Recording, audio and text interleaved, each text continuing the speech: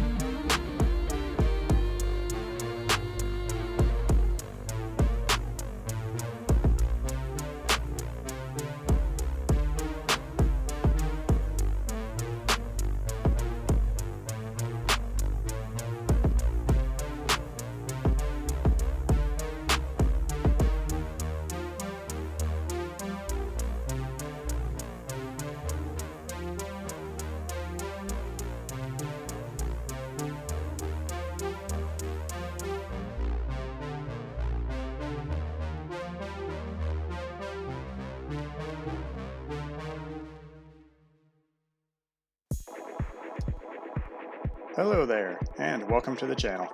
I'm Tim with Mad Dog Gaming, and at this point, you're probably wondering how I defeated Mogh so quickly and so easily.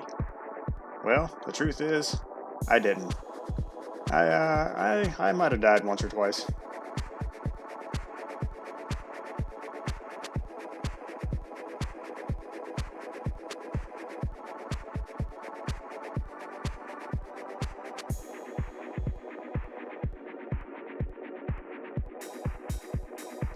Okay, so maybe I died more than just once or twice.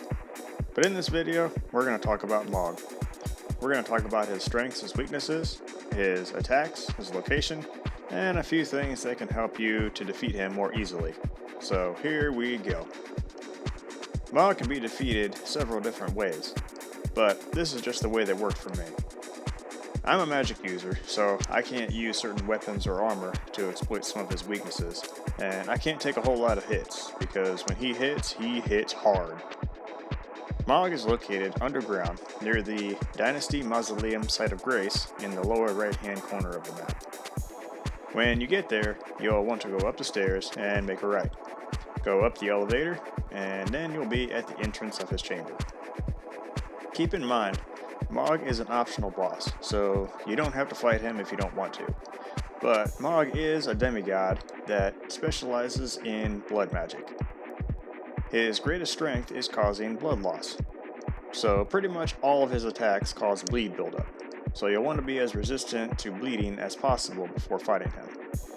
The irony is that Mogh's greatest strength is also his greatest weakness. Yes, that's right. Mogh, the blood god, is weak to bleeding. So any weapons or spells that you have that cause bleeding will be very effective on him. Mogh fights in two phases. In phase 1, he is relatively easy. His attacks and movements are pretty slow. He pretty much just chases you around trying to attack you with his trident, but don't let your guard down because he still hits like a freight train.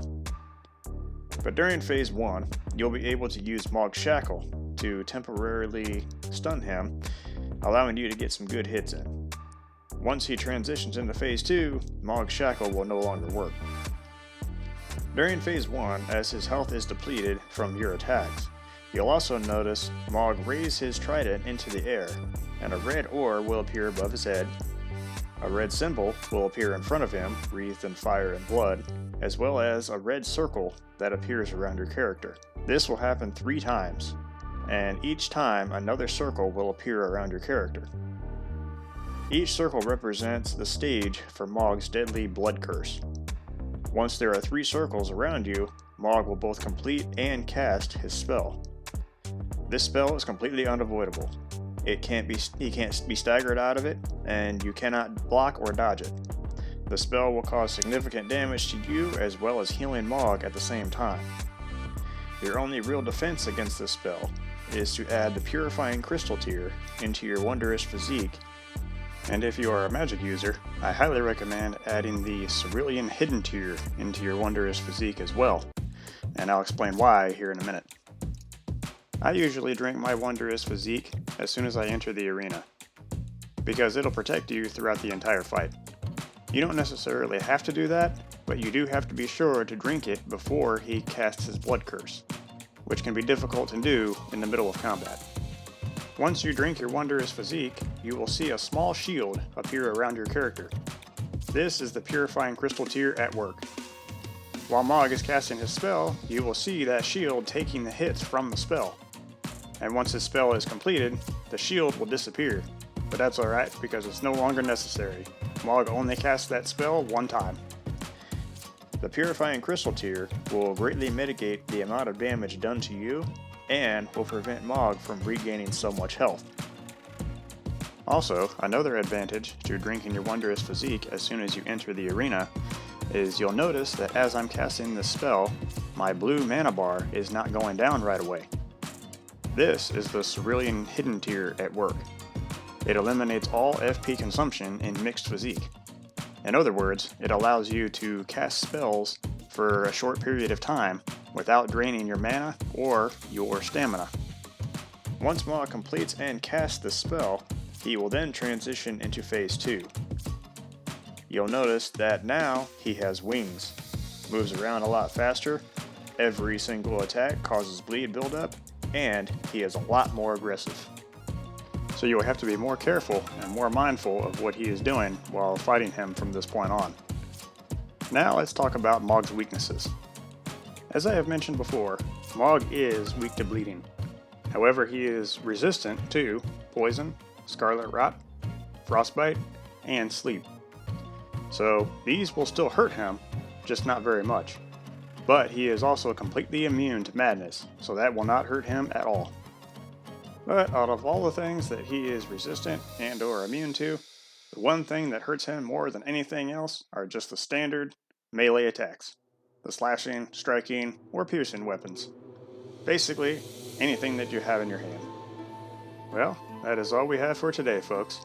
I hope that this video was helpful to you, and if it was, please hit that like and subscribe button so that you can join me next time on my fight against Radahn. Thank you, and I'll see you next time.